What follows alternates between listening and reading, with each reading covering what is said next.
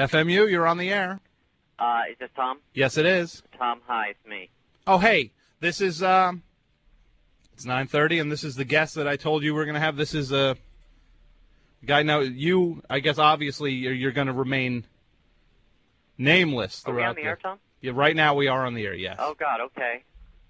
So, you're going to you want it to remain nameless for the, I do want to course, remain nameless for the reasons that I think that we had discussed before. Okay, Yeah. which is, I guess, matters of anonymity and just the stuff that I want to talk about. I think is that there could be repercussions to my giving out the information. Okay, now I guess we should explain this because if anybody's just tuning in now, we have the guest on the program.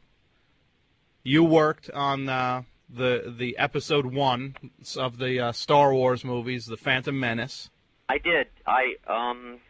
If you want me to set it up, I can do it this way. Okay. For your listeners out there, I worked on the latter part of Phantom Menace. I came on at the end of production and all through post-production.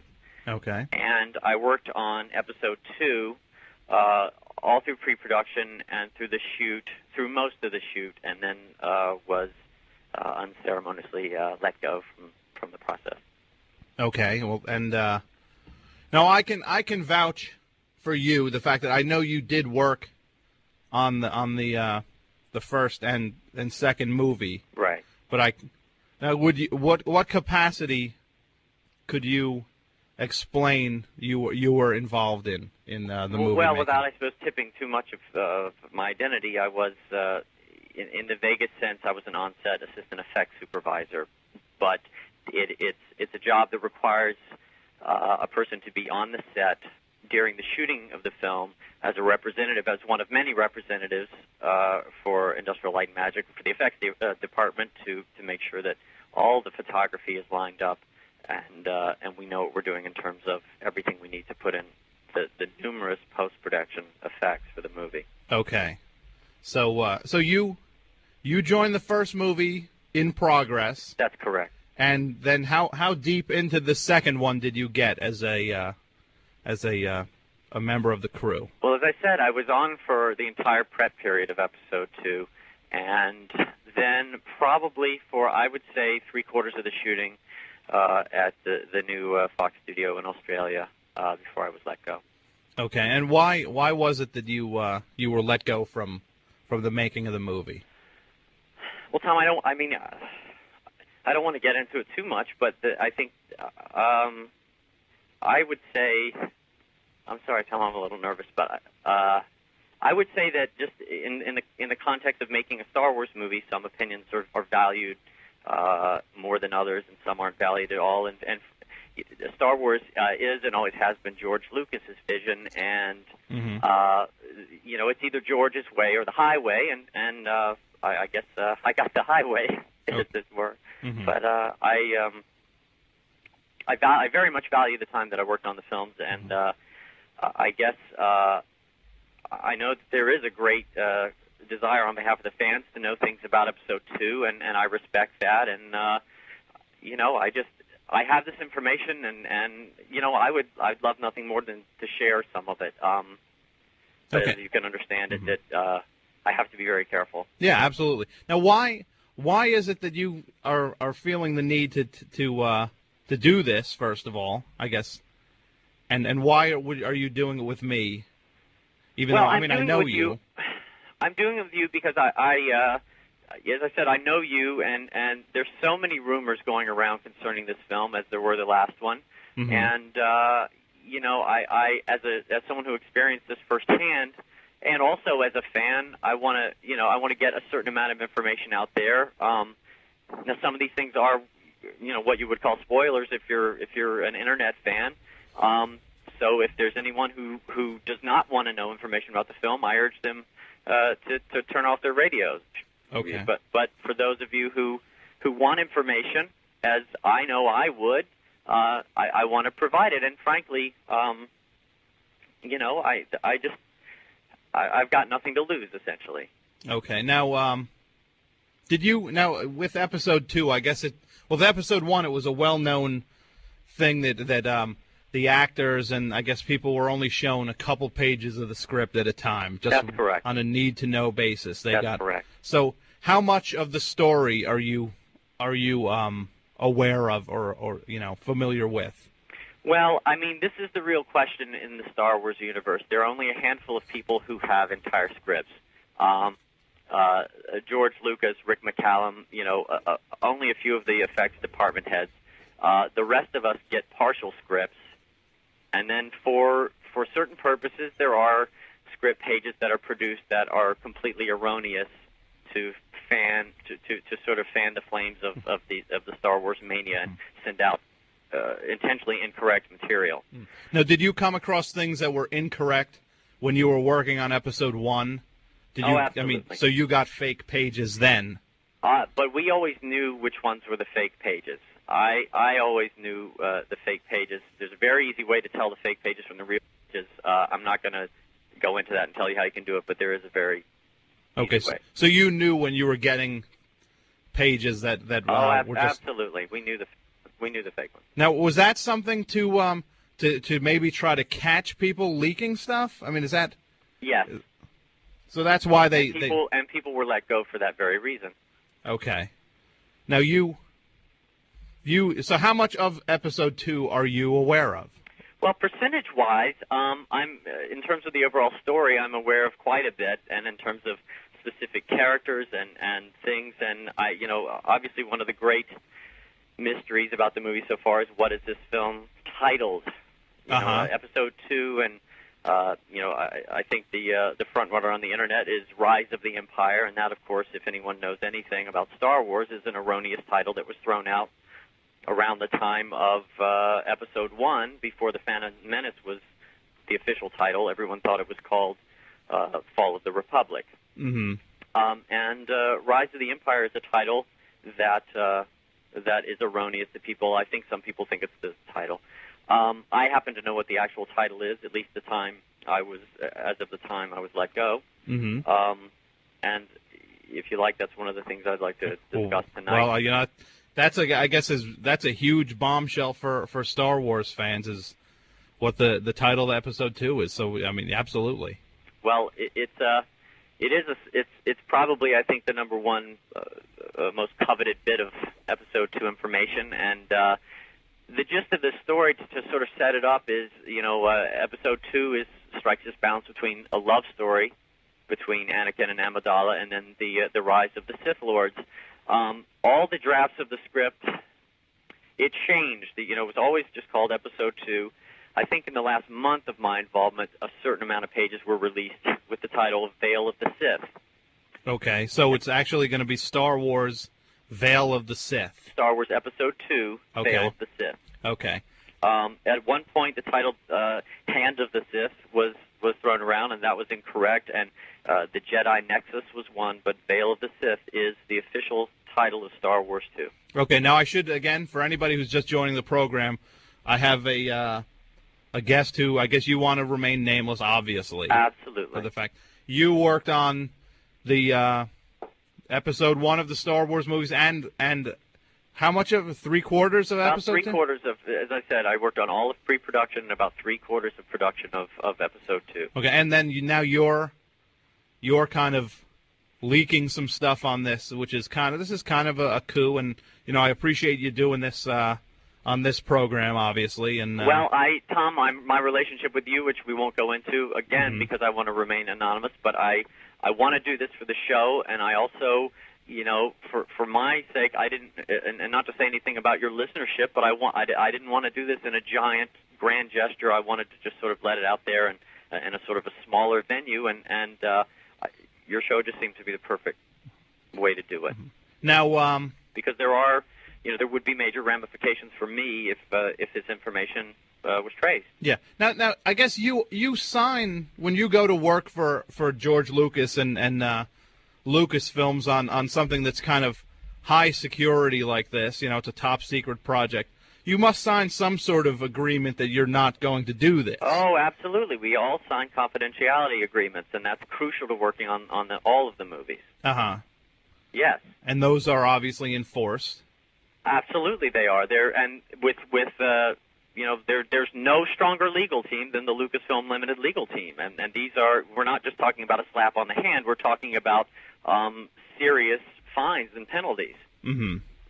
So why are you breaching your agreement that you signed with them? Well, quite frankly, because my agreement was breached. I had an employment agreement with Lucasfilm Limited, and to my mind, if they were not willing to live up to the agreement that they signed with me, why should I live up to the agreement I signed with them? Mm-hmm.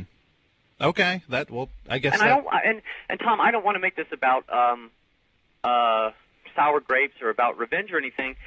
I am in the position I'm in, and I have no one to blame for that but me. But a byproduct of that is that I do have this information. I know that there's a demand for it out there, and I want to let people know. So is this sort of, this is vaguely kind of a revenge type thing for you, in a way. I mean, that has to factor into it somewhat. Well, I mean, if anything a Star Wars fan knows is that revenge has no place in the Star Wars universe. Mm-hmm. It was Return of the Jedi, not Revenge of the Jedi. So revenge goes against the code of the Jedi, and I don't think that I've fully gone to the dark side or anything. I mean, I feel like this is, I'm not showing people the movie, and I'm not going to tell everything about the movie that I know, but I'm just going to tell a few things that I think would whet people's appetites for the movie. And I mean, to my way of thinking, there's no better advertising for the movie than for people to know this stuff. To get some details. Yeah. No, I guess. Well, why don't you give us something else? I mean, what else is like an exciting? Well, as I said, the title is I think a biggie, and I know there was a lot of controversy when the actual title, The Phantom Menace, came out. Oh, that's a fake title. There's no way. And I think it's a great title, but Veil of the Sith, I also think, it is a great title too, because it really does seem to sum up what this movie's about. Now, okay. So all right, well, the other thing I would say about this movie, and I know there's been a lot of stuff. You tell me the things that you want to know. People ask, I think they want to know about Jar Jar Binks. They want to know about this relationship between Amidala and Anakin Skywalker. The thing that I can say about that aspect of the movie, and the movie in general, at the stage that I've seen the film and pieces of the film, and what I witnessed on set, the level of violence and even, I would say, the sexual content of this movie is actually much more explicit than I ever thought you'd see in a Star Wars movie. Now, granted, the movie, will be PG or PG-13. There's no doubt it'll be PG-13. Yeah, absolutely. But some of the stuff I saw, and I know that that's sort of the way of filmmaking. You go as far as you can go, and you can always take it back in the editing room. But some of the stuff they were shooting was really, I think, will be will be quite. Star Wars fans will be really happy to see that this is not the tone of the Phantom Menace. Okay, because a lot of people were unhappy with the fact they thought it was that it was vaguely infantilized.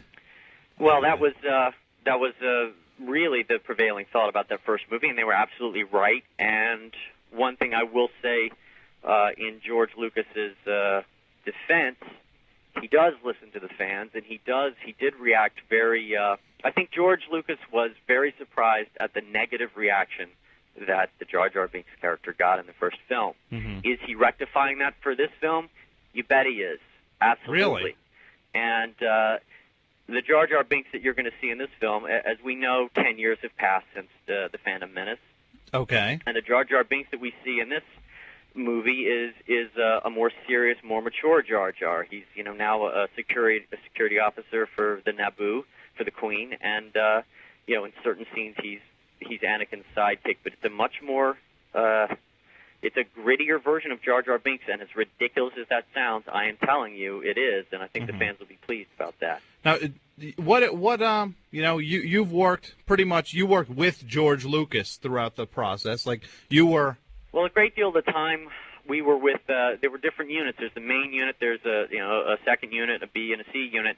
I was with the effects units for part of the time, but this is a movie in which there are effects in every single shot of the film. So we were with Lucas's unit for a great deal of the time. So what is he like to work with? An absolute control freak. Okay. Which I guess isn't surprising, but he's I mean, is he he's Are so you asking me, is he a nice man? Is he a... well, is he a nice man? Well, I could probably count the number of full-blown conversations I had with him on one finger.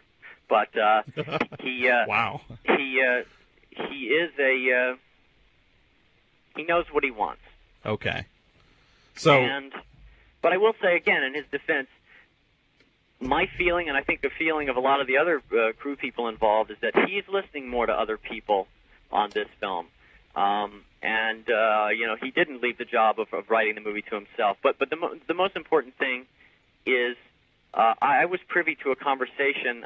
Francis Coppola, who is a great long-time friend of George Lucas, came to the set one day, and I was privy to a conversation between the two of them where they were discussing, Coppola was discussing, this whole sort of breed of younger filmmakers, Quentin Tarantino, Paul Thomas Anderson, these guys, and the great energy and the grittiness that they had in their films. And I have to say that in the footage in this movie, there is that influence. I mean, it is a much grittier film than the word gritty doesn't even apply to Phantom Menace.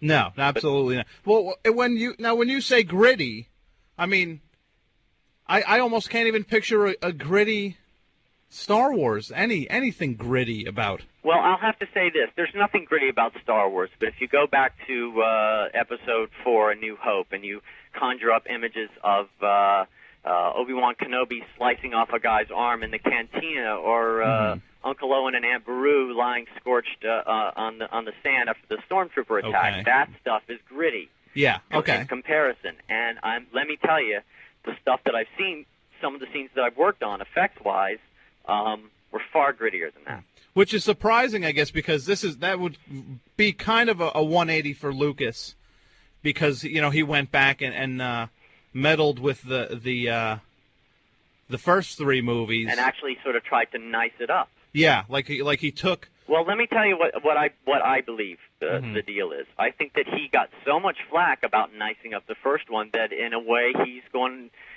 in the other direction. I mean, don't forget that this is the guy who, with Spielberg, was the man who ushered in the PG-13 rating in the first place. It was 1984. It was Indiana Jones and the Temple of Doom, and they had a guy sticking a hand in a guy's chest and pulling out a beating heart, and this was the image that conjured in PG-13, and this is the same guy. I mean, he first and foremost wants to stay on the cutting edge, and I think at the time of Phantom Menace, he was out of touch with youth culture.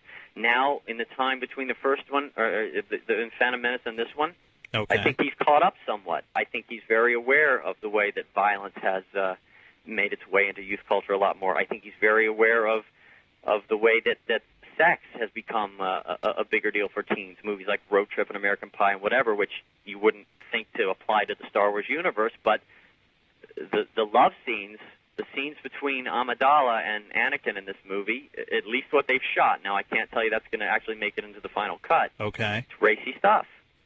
Seriously? Yes.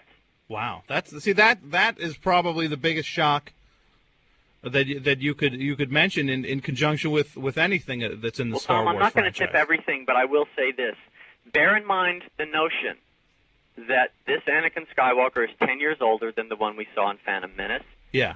It is a romance. This movie is a love story between the two, so we see their relationship evolving. At the same time, Tom, Anakin Skywalker is turning over to the dark side of the Force. Okay. These things are not separate. They relate to each other.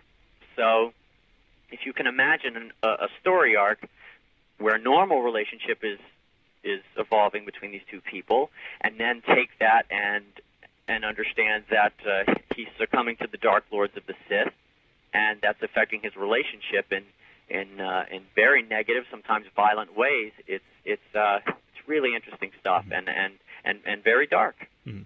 Now, would you be willing to maybe take a phone call if somebody had a question? Absolutely. Okay. Well, actually, the phones have been flashing, so why don't we take a call? FMU, you're on the air. Hello. Hi. Hello? Hello? Are you there? Can you hear me? I can hear you. Can you hear me? Yes. Hi. I have several questions. Okay. Can the caller confirm any of the rumors that Mr. Lucas withheld food from certain crew members? I'm sorry, Tom, what was that? Can you hear the caller? I think, did he say withholding food from crew members? Yes, I think I read that in movie line. Well, I think what this caller, Tom, is referring to, I think that's an exaggeration of what actually happened. There was an incident the first month of shooting at the new Fox studios, and the studio is literally a new studio. It was just built by Fox in an attempt to sort of save costs. It's in Australia. There was a lot of trouble with the food service there, and it became sort of a joke on set that if you did something to piss off Lucas or the movie that day, they were going to withhold your food. I think that's what he's referring to. But okay. So it's kind of something that got blown out of proportion. It's obviously somebody picks it up and runs with it. That's right. And that's the kind of sort of fan rumor that that's ridiculous. And what I'm trying to provide tonight is actual details from the movie. Mm-hmm. And I think that sort of illustrates the case that that's ridiculous. Mm-hmm. But thank you, caller. Thank you, caller. Sure. Hey, I have more questions. Okay, one more question because we got to keep moving. We got other calls coming in. I want to know how the death of DeForest Kelly will affect this next episode. Okay, Tom, I don't. Let's go to another call. That's Star Trek.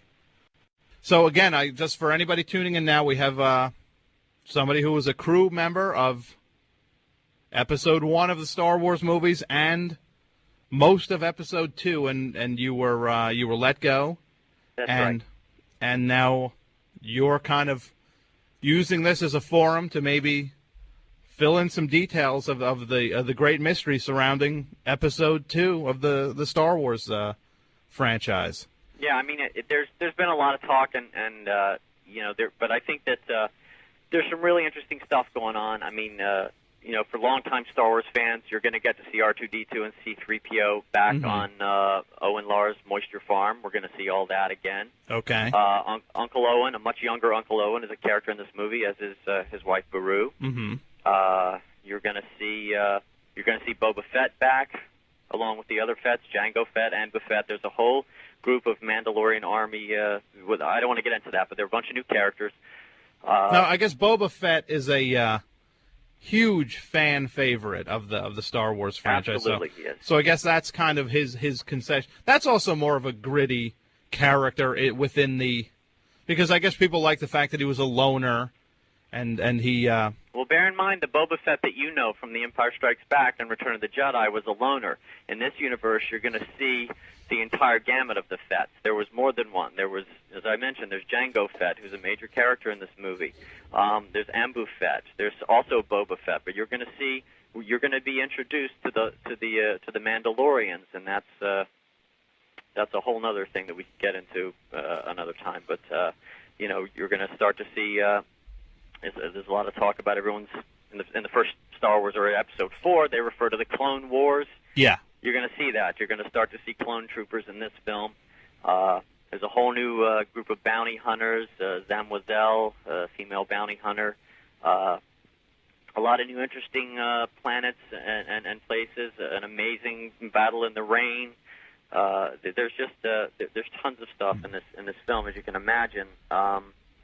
You're going to see an amazing battle in the rain between Obi-Wan Kenobi and Jango Fett, which I can go into. But sure. I mean, if you want, if anything, you can. Well, I think obviously Ewan McGregor is back as Obi-Wan Kenobi. He's now sporting the Alec Guinness beard, and for those of you who may have been upset about the lack of Jedi fighting action in Phantom Menace, you're going to more than make up for it in this film. The fight scenes in this film are unbelievable. The things that I've seen so far. Now, another question, I guess, going back to Jar Jar Binks. I guess, do you have any awareness? I guess when Jar Jar Binks came out, people complained not only about the fact that it was silly, but they also complained about the. Some people inferred that it was vaguely racist in terms of this kind of like absolutely Jamaican thing, and him just doing kind of like a Jamaican accent. And also people were speculating that Jar Jar Binks was gay, which I guess. Tom, I think that's all ridiculous. I think that George has addressed the notion that people were annoyed by Jar Jar Binks. As to whether the character was overtly racist, I don't think he puts too much stock in that kind of criticism. Why don't we take another call here? And the phone number is 201-200-9368. We're answering or fielding questions from someone who worked on the Phantom Menace and the upcoming Star Wars movie. FMU, you're on the air. Yeah, hi. I think we got cut off. Okay. I've also been hearing a lot about product placement in this new episode, specifically Doritos and Lemon Pledge, and I wanted to know if the caller could confirm or deny this. Well, that just sounds... There are no Doritos and there's no Lemon Pledge in the new Star Wars movie. Okay, again, that sounds just... that's just, I guess, where fandom kind of gets weird, where people just believe anything anybody tells them. Yeah, and Tom, I don't know if there are any actual Star Wars fans who listen to your show, and maybe this was... Well, here's another call. FMU, you're on the air. Hello. Hello. I'd like to find out, is there truth in the fact that, truth in the idea that there's going to be a young Boba Fett? Well, obviously, he's younger than the Boba Fett that you meet up with later in The Empire Strikes Back, yes. But it's not going to be a child, though. He's not a child. Okay. No. And how does he deal with, I noticed in a lot of the recent George Lucas work, there's a lot of comedic elements. I think that the attempt here in this second movie, in Veil of the Sith, is to create a story that is more of a love story.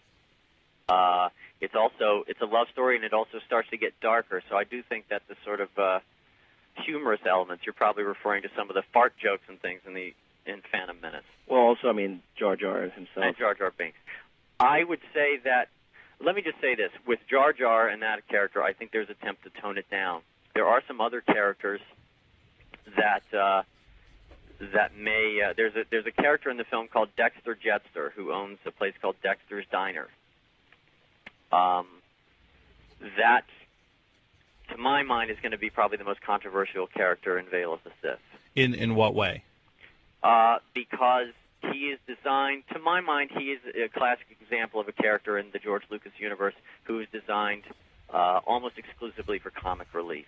Okay. So which I guess is he'll never escape that entirely. Putting a character who is going to lighten the tone. No, I don't know why he and frankly, Tom, this is probably one of the reasons that I was let go from the organization. I may have been too vocal about my opinions about the characters in the Star Wars universe because I love them. I love those characters. I have strong feelings about them, and when you're there making the movie and you start to get in your head that maybe I can affect this for the better, it's very hard to hold back your opinions about these characters because they're real. And I may have said things that offended Mr. Lucas, or I may have said things that he took the wrong way, but for better or for worse, I, as a Star Wars fan and not just an employee, feel strongly about those things. Yeah, you have a stake in it.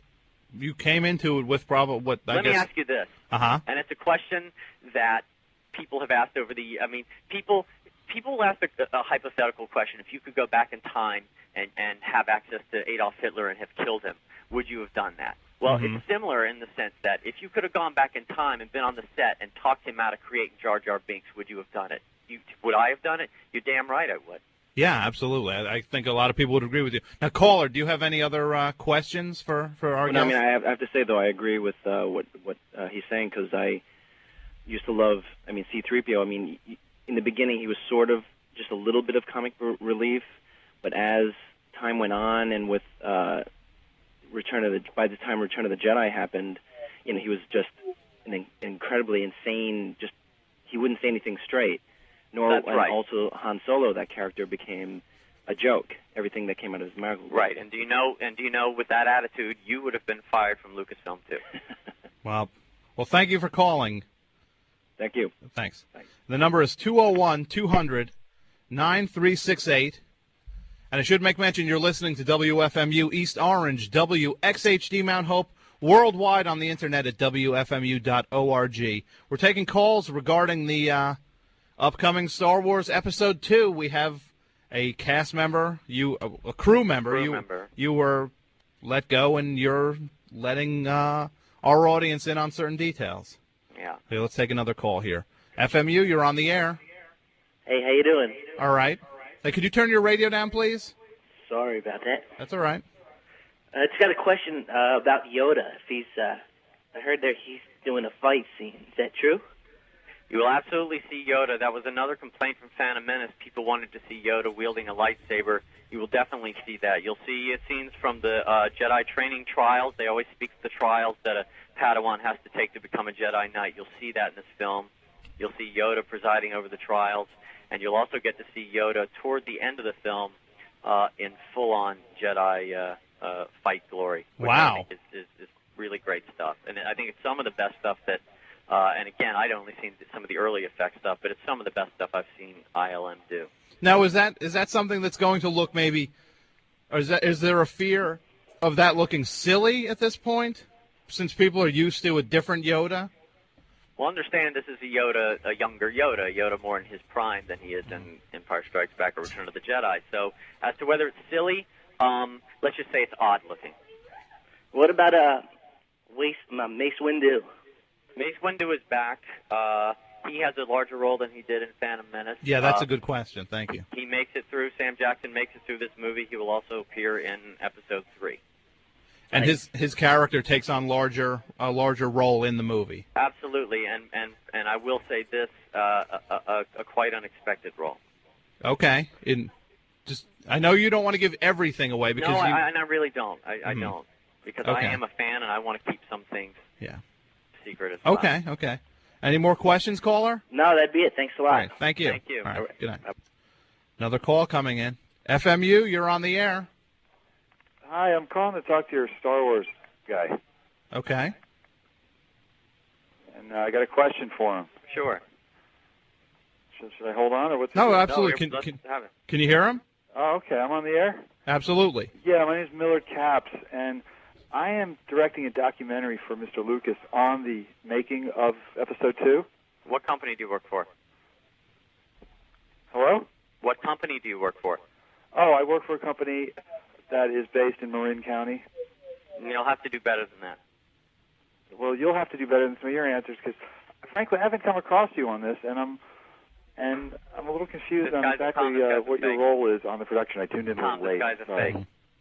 Well, you can just explain to the what was your role on the Guy's film? a fake, Tom. Okay. I was contracted by Lucasfilm to make a documentary on the making of Episode 2. And where are you? Unbelievably tight security around this documentary. You've been shooting a documentary on Episode 2? On digital video, yes, we have. And where were you shooting? Where were we shooting? Yeah.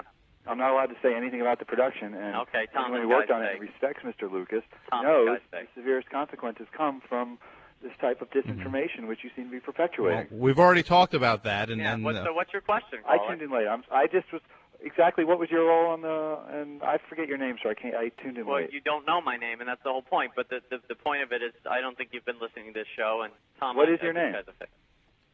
he said he's not going to give his name out. That was part of the stipulation for him to come on the program in the first place. Okay. What is your question, caller? Well, can you tell? I'm going to say a phrase to you, and your response, I think, will clear things up for me. Orange ballast. Orange ballast? Does that mean anything to you? No, and it doesn't mean anything to you either. It means a lot. Tom, to get me. rid of this call. I think we have a fraud going on here. I'm sorry. Yeah. Look, I'm not sure who it is. I do know this guy, and I can vouch for him because he's a guest on my program, and he's also a friend. Sir, can you turn down your radio, please?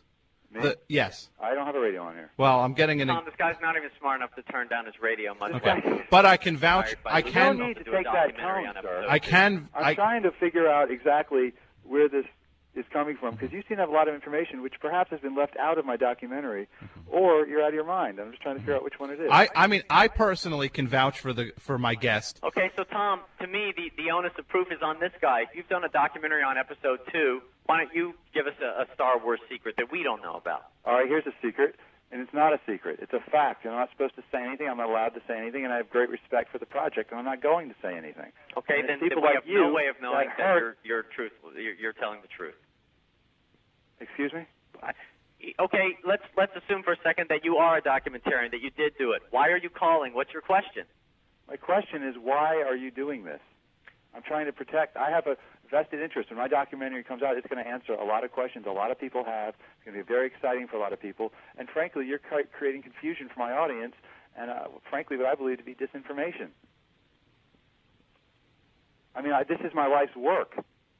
I'm documenting exactly what's happening. I'm not blabbing it away on a radio station for my own. If you're truly doing a documentary on episode 2, your documentary is going to come out when the movie is ready to be promoted, and it's going to reveal the secrets at the time George Lucas wants you to reveal the secrets, and that's not what I'm doing. I'm doing something different. Okay, I worked on the movie, and what department did you work in? We've already gone through this, Tom, and as I said, I don't want anyone knowing my identity. That's the whole point of this. It's anonymous, and if this guy is trying to convince me that he did a documentary on episode 2, he's wrong. He didn't. And I'll tell you why, because if he were, he'd still be up there doing the documentary because they're posting. They're a year and a half away from release. Mm-hmm. Where are you calling from, sir?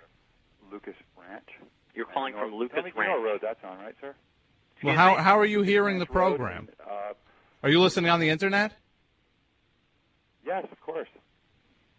I mean, I got a call from the main office that this was going on. They know about this. I mean, they track this. Tom, this guy's bluffing. Okay, I got to say, I know my guest, and I don't know you, sir, and I've got to go with the guy I know. He doesn't even have a question. Okay, thank you for calling, though. He doesn't even have a question. Tom, can I just reiterate one thing? Absolutely. I don't know if we have any other more calls, but yes, there's a couple more people. I am doing this for the fans. The fans want the information.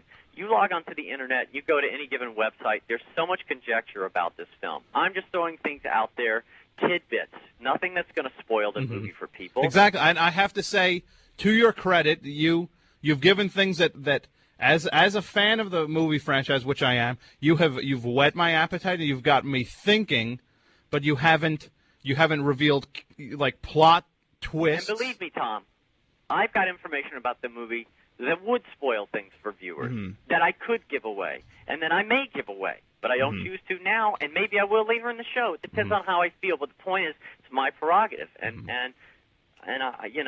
I think you asked before, am I doing this out of revenge? No, I'm doing this because I'm a fan. And there's no one more excited about seeing Veil of the Sith than I am. Well, why don't we take another call? Sure. FMU, you're on the air. Hi, I was just wondering if there was going to be any other characters that were going to show up from the original series, like Han Solo. No, you won't see Han Solo or Chewbacca in either of these, not in Episode 2 or Episode 3. You will see... you'll see the birth of Luke Skywalker at the end of Episode 3, but that's about it. You'll see, as I said, Boba Fett will be here. There are a couple of peripheral characters. You'll get even more of the Hutts. The Hutts play a very specific role. Jabba the Hutt, his organization. They play a very significant role in Episodes 2 and 3. Okay. All right. Also, it's odd, sort of, in the way that regular history would go. You go from manpower doing warfare, and it would move towards more automated your point forms is of warfare. Backwards in the Star Wars universe.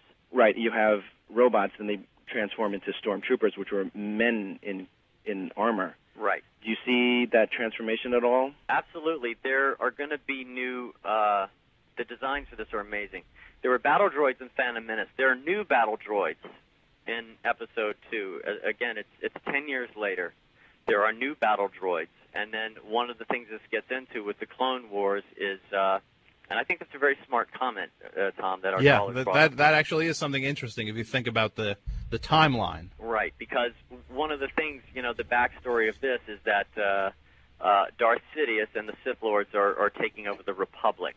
And one of the things there is that thematically that the human life, or in this universe, organic life, becomes devalued. So that now we'll see these new battle droids, but you also start to see clone troopers, and then it becomes a question of what is organic and what is machine. And there's a very smart thing that happens at the end of Episode 2 that will start to foreshadow why, in the original Star Wars trilogy, we see stormtroopers and who are people in in armor. So this movie seems like it might also have some more thought-provoking and intelligent themes running through it. I think it is a smarter film. As I said, it is absolutely a more violent film. Mm-hmm. In fact, I'll say honestly, based on scenes, if they were to string together a cut of the movie now with scenes that I worked on and that are in there, this movie would get an R rating. You mean as is now, full on? If they put everything in, absolutely. Mm-hmm. Because I think I mentioned, or I foreshadowed before, Tom, this relationship between Amidala and Anakin Skywalker, and that you see them in very romantic situations. And toward the end of the film, as he starts to, I'm starting to get worried about revealing too many. Well, anything you're not comfortable with, please don't. Well, I'll just say in the vaguest sense that there is a battle in Episode 2 that Anakin Skywalker emerges as a hero. Okay. And the fact that he starts to get cocky and the dark side starts to take over manifests itself in his relationship with Amidala. And if there's anything approaching, obviously it sounds ridiculous to say that there's a rape scene in a Star Wars movie, but the footage that I've seen of this comes damn close to that. That's insane. You've got to be kidding. No. No. Wow. See, that sounds like that would be the influence of people like you were saying of I guess Coppola having Lucas's ear, which they've always had a relationship. Wow. Let's keep taking calls. People are really interested in this. All right. FMU, you're on the air. Yeah, I was wondering if you knew anything about Jet Li playing Boba Fett. Jet Li was considered at one point, but Jet Li is not in this film. I guess Jet Li is probably busy doing the Matrix movies, which I heard he was doing. I guess they're filming both. They're shooting 2 and 3 Matrix back to back, and I don't believe they've actually started photography. Okay. All right. Any more questions? Just, I guess you're not going to see really anything of Darth Vader yet, though, in this second movie. In terms of the costume that we're all used to? Yeah. No. That would be 3. Okay. Okay. All right. Thank you. Thanks. Bye-bye. Bye. FMU, you're on the air. Hi, guys. Happy holidays. Thank you. Happy holidays to you. Okay. Here's a couple things about Episode 1 that I had problems with. First of all, I'm a strong believer in characters. Like, you guys stole a little bit of my thunder when you mentioned about the characters. And I really think that movies are like 75% character. And if you don't have anything else, you better have something. Yeah. You know? And I really didn't find them engaging at all. I mean, I love the first 2 movies, here's the problem. I really didn't like Jedi a lot, and I think that there was kind of a drop off. I mean, there was a long time in between the films, and I think Lucas probably was out of the loop for a while. There's a drop off, and I think that he also probably pandered to the audience and worried more about what they would like instead of just doing the films like he did the first 2. Right. And I think that I don't know. Did you have a question about Episode 2? I'm sorry? Did you have a question about Episode 2? No. I just wanted to mention, I'm kind of worried about Episode 2. I have a feeling it's not going to be much better. Well, if you're worried about taking your kids to see it because of maybe some sexual content or some I don't have violent content, I'm just worried about there might be concern. But you're saying that as a fan, if you're a fan of Star Wars, say you're in your early 30s, where I guess a lot of people are when they grew up on it, right? Saw it in the theater, saw all 3 movies in the theater. You have certain elements that you respond to, that you felt, I guess maybe the 3rd movie and then the 4th one kind of they put by the wayside. So now my guess, do you feel that those are issues that will be addressed? I mean, will fans who look at Star Wars and then Empire Strikes Back as the definitive, those are the 2 best in the series, will those fans be happy? I don't think so. I really think I'm asking my guest. I think he has a better idea than either you or I have. I think I noticed most of the people who really like Episode 1 tend to be younger. Tend to be teenagers and younger. And I think this movie's going to surprise a lot of people. So you think that those people will be happy? I think the young people will. No, you weren't working on the movie. I'm just asking the guest. I think some of the older fans are going to be pleased with the amount of violence and the amount of sex in a Star Wars movie. I think it's going to completely take people off base. And those who know George Lucas, they know that if nothing else, he's one of the most calculated people in terms of making money and marketing. Mm-hmm. Yeah, but I don't think that's what's going to. I don't think the people like our age in the 30s are going to be really care about that. What made Star Wars so special was the characters. People love the characters. The first two movies were lovable, especially Well, I Yoda. think that the character stuff. I think that the character stuff between Anakin Skywalker and Queen Amidala is really good character stuff. Mm-hmm. True, they're going to be they're surrounded by a lot of CG characters and puppets, and you take the good with the bad. Mm-hmm. Okay. Well, thanks for calling. All right, thank you. Thank you. Now, I guess another question would be, I guess a lot of people growing up on the movies, they're looking for those elements of the balance between, like, the thrilling aspects of it, kind of like the comic book serial type action, combined with the mysticism of the Star Wars movies. Is that the balance that this seems to be striking? Does it have the classic balance? I think so, but I would venture to say it's darker. Okay. Dark in the way that Empire Strikes Back was dark, or even darker than that? I'd say darker than that. Wow. So that's does this seem to be something that maybe the merchandising is not going to be as full on as You'll always have the merchandising. There's, as we know, Lucas is relentless with the merchandising. Yeah. That's how he's built this empire. And I think one of the other most asked questions are when are the movies coming out on DVD, and I have some news about that too. Wow. See, that actually, I'd say between the title of the movie, which is Veil of the Sith, you let us know, and the fact that people have... Tom, that's confirmed. That is the title of the movie, Veil of the Sith. And the fact that the DVDs, I guess, is a great mystery, because everybody felt shortchanged when Phantom Menace only came out on VHS, and when they just recently re-released a package of the first, episode 4, 5, and 6 with, I guess 2 minutes of episode 2 information on it. Which is barely information. Yeah, it seemed so. I guess people feel shortchanged by the lack of DVD product for Star Wars. Now, you have information on that? Well, yeah, and they feel shortchanged, but you know what happens is they feel shortchanged for about 5 minutes, and they write something about it on the Internet, and they run out and they buy the VHS. And as soon as they've all bought the VHS, then Lucasfilm will announce the release date of a DVD, and they'll all go out and buy that. And you know what? Lucasfilm has twice as much money that way. Yeah. Now, what do you know about and that's the way? And I got to say, for a man who makes so much money, the fact that I was treated the way that I was treated, Now, were you? Is your thing over? You've alluded to the fact that it was over creative direction. It was over creative direction. Well, no, it wasn't.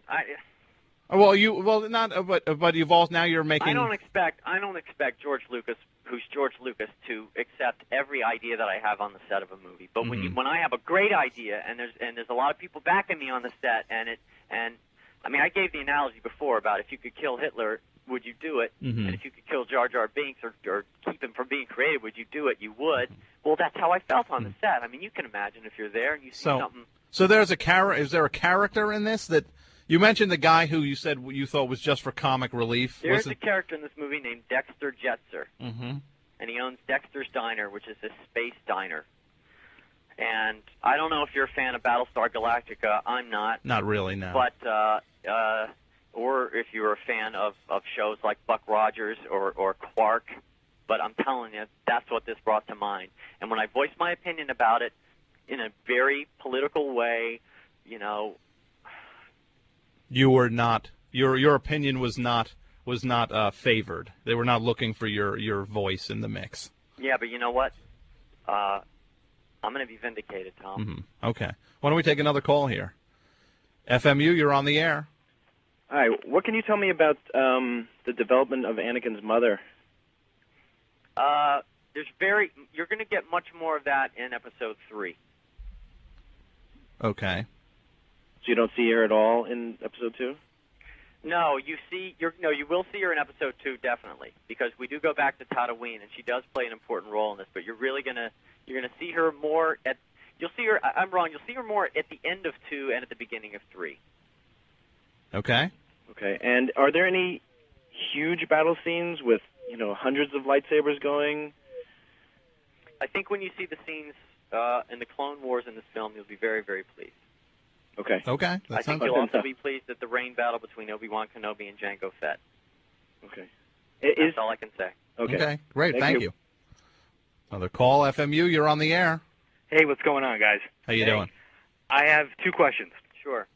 First, I want to bring up the rumor, this was a couple months ago, about Christopher Walken being one of the Sith. Now, as far as I hear now, there's no truth to it. But was there any truth to it? Christopher Walken shot 2 days on the film, at least 2 days while I was there. Now, Lucas has a habit of bringing actors back in post-production after he's done some editing and figures out additional stuff. He did shoot 2 days on the film. If it ends up in the film, because there have been some other name actors who've shown up and done one-day roles, and some of them were successful and some of them weren't. And the reason they weren't successful in some cases were the effect that they're trying with some of these characters has never been done before. The first couple of passes at it didn't work, and they weren't to anyone's satisfaction. But, and again, I don't want to talk too much about what this effect is and what it represents, but the Jedi at a point in the last third of this movie are fighting an enemy that is something that we haven't seen effects-wise, and it's very, very hard to describe. But the Christopher Walken footage was involved in that, and there were other people besides Christopher Walken who came in and did work on that. There was also, and this is probably the strangest,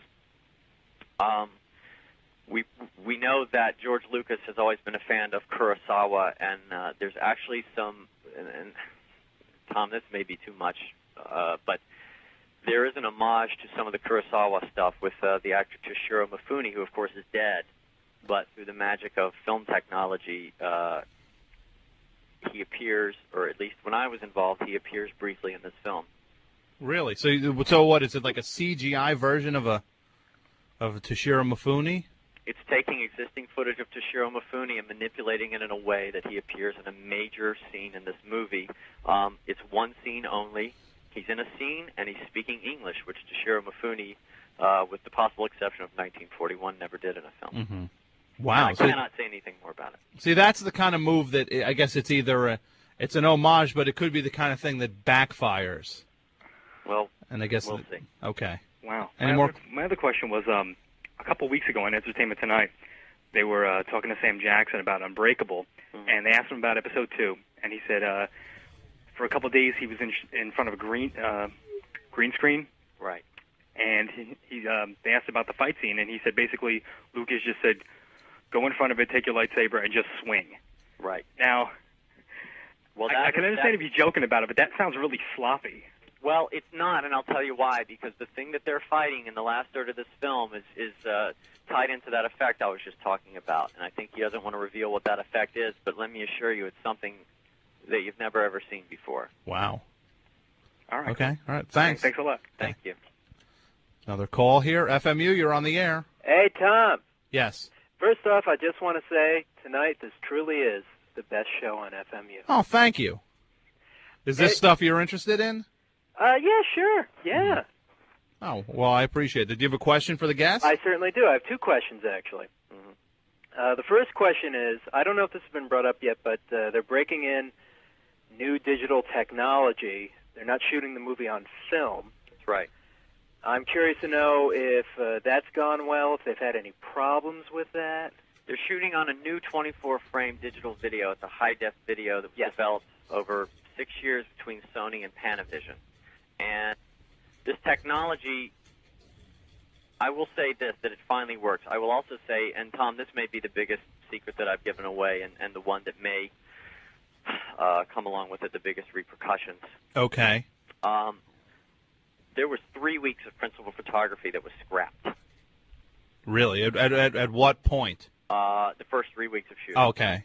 Because of this technology. Okay. And I think that all the things have been resolved. But during that 3 weeks, there was script writing going on. So the interesting thing is the technical problems were fixed without a hitch. But the interesting thing is that in the time that 3 weeks of footage was shot, there were some pretty major script changes as they were writing during production. So that means that there is going to exist somewhere, 3 weeks worth of footage that may not correlate whatsoever to the final film that you see. And I have a suspicion that this footage is going to become somewhat of a holy grail for Star Wars fanatics in the years to come. Okay. All right. And I actually have a wee bit of that footage in my possession. Wow. And what type of stuff was that? I know you probably don't want to get too specific, but Well, what? it's stuff actually with a character that they were trying to introduce that was a largely CG character that didn't work in addition to the technical problems with the camera, and they decided to scrap for that reason. And it will be the only known footage of that character because that character has been completely eliminated from the film. Okay, great. Well, thanks for calling. Sure. Hey, I got one more question. Okay. I have actually heard other information on the film from other inside sources, who I don't want to name, but they are actually sort of name people. Mm-hmm. And I had heard something that surprised me, and I don't want to blab it out on the air, but I understand that one of the support. I'm hoping perhaps your mystery caller can confirm or deny it. Mm-hmm. I had heard that one of the supporting characters who was introduced in the first film, it is back in The this first film being Phantom Menace. Yes. Right. That he is revealed to be a villain. Is that accurate? That is accurate, yes. Ah. Yeah, and Wow. if you're willing to talk more detail about it, I'll absolutely talk about it. But yes.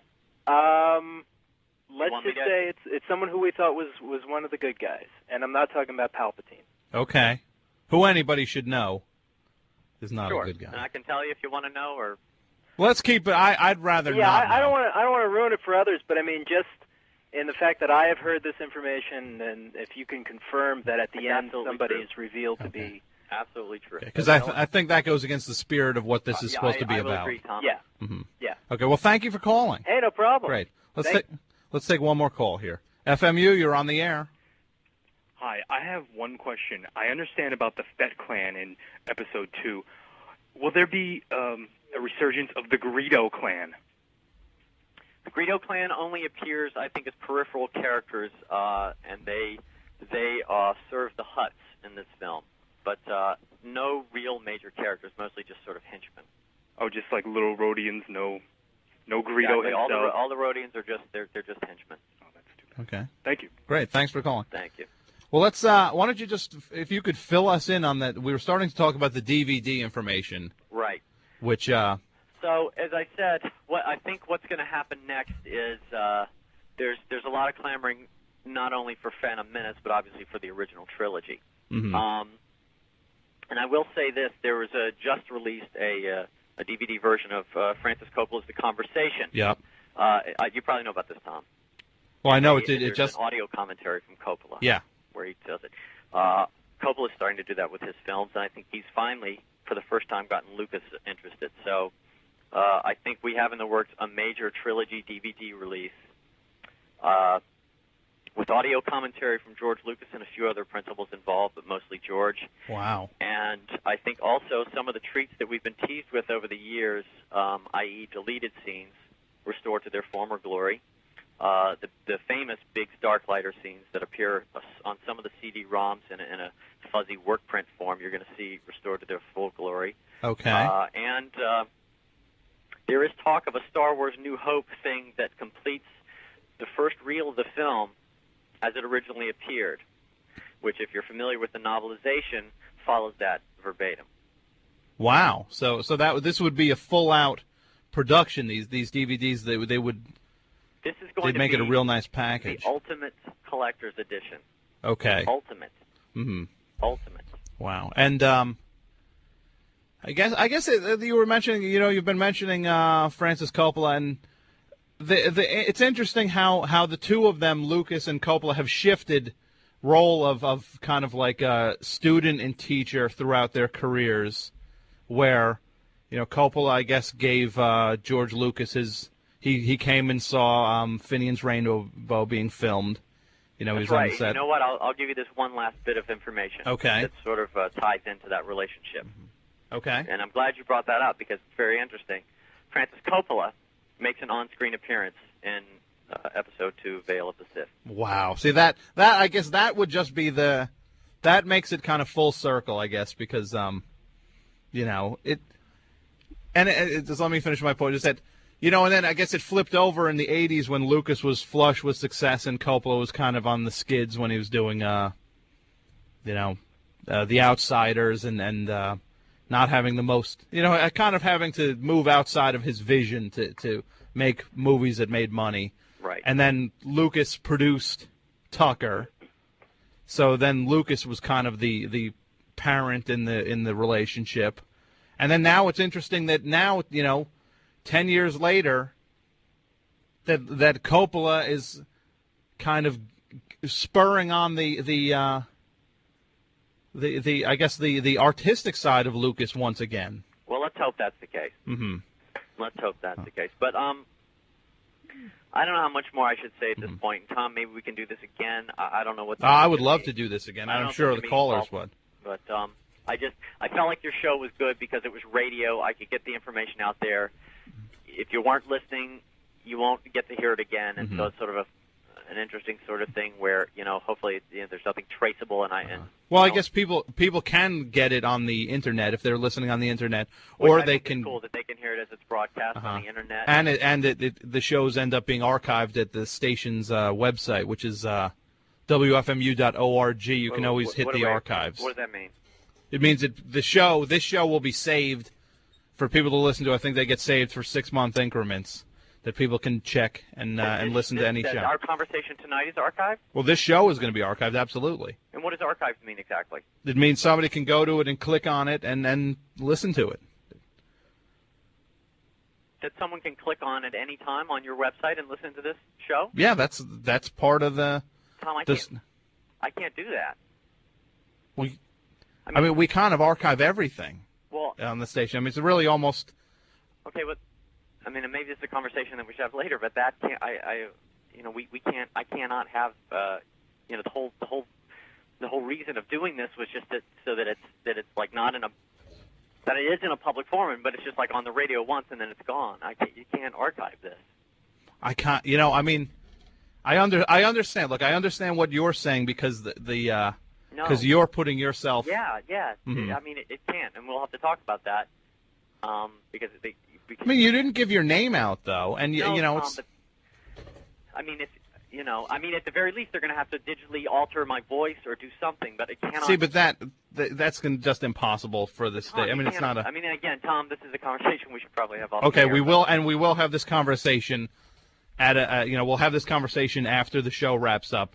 But I trust that you'll do the right thing because I have gone out on a limb. Absolutely, and I tell you, I appreciate it, and I know my audience, just based on the amount of calls we received, they appreciate it. But okay, we will sort this out later. Okay. Yeah, but I have to, we will talk off the air. But absolutely, I have to reiterate that it just can't because there's Let's talk about this later. Let's talk about it later. Okay. Okay, but I just. Okay, I understand your point. We'll talk about it later. Okay. All right. Well, thank you very much for calling, and I know everybody appreciates the stuff you gave us, and happy holidays to you. And I will talk to you later. And thank you very much. I should talk to you later tonight, then. Well, we'll talk later. We'll talk after the show. What time is the show over? It's over in about 25 minutes. Okay. Okay. Great. Well, thank you very much. Okay, Tom, but I just have to reiterate that we gotta. I fully understand where you're coming from. Okay. Okay. Thanks. Okay. Bye. Wow, that was interesting. Why don't we get back to the music real quick? Here is something from a band called Coco on WFMU.